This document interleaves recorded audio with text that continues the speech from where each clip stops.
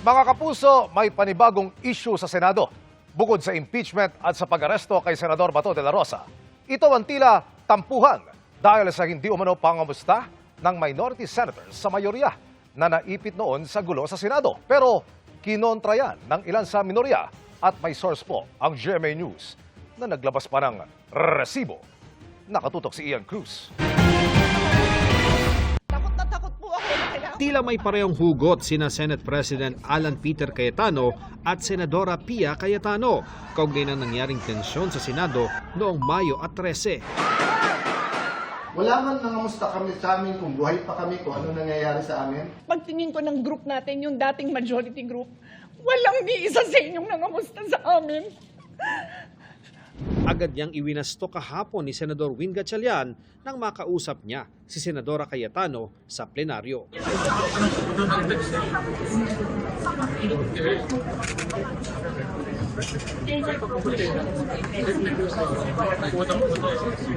Sa screen grab na ibinigay sa amin ng isang taga-senado na hindi namin eksaktong ipapakita alinsunod sa data privacy law, kinumusta ang mga taga-mayorya ng mga senador mula sa minorya sa kanilang chat group.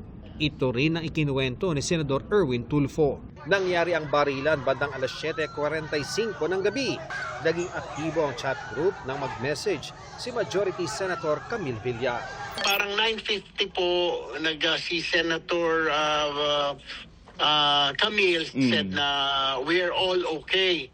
Sunod-sunod na po 9:55 yata, 9:56 nag-text na po si I think si Senator Migs, si Senator Sherwin, Keep Safe, si Senator Bam, ako din po, sa akin po 9:57 po pumasok, praying for all of you kasi po papunta po ako ng Baclaran. 4 po kami ang nangumusta po sa kanila. Kasi nabalitaan na po na kumalat na po sa social media tapos mga nag-live po sila. Ani Tulfo, baka hindi lang napansin ni Senadora Cayetano ang mga mensahe nila. Dahil sa commotion or sa sobrang takot po, hindi.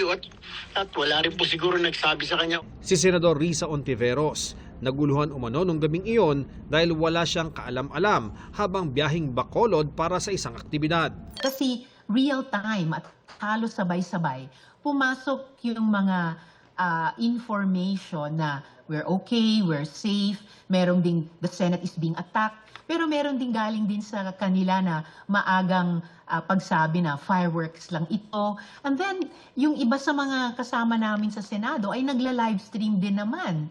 May mga photos na lumabas nung gabing ding iyon ng mukhang payapa namang pag-upo, pagkain, pag-uusap nila. Partikular niyang pinalagan ang malisyosong mga pahaging sa minorya. Lumabas nga yung napaka-unfair at saka unsubstantiated na malisyosong insinuation laban sa aming mga minority senators. Pumalag din si Minority Senator Ping Lacson sa mga alegasyon laban sa kanila. Paano anya nila kukumustahin ang mga masasaya nagkakainan, nagkakape at naka-Facebook Live pa para pagbintangan lamang anya ang minority bloc na may alam daw sa putukan ng baril sa Senado.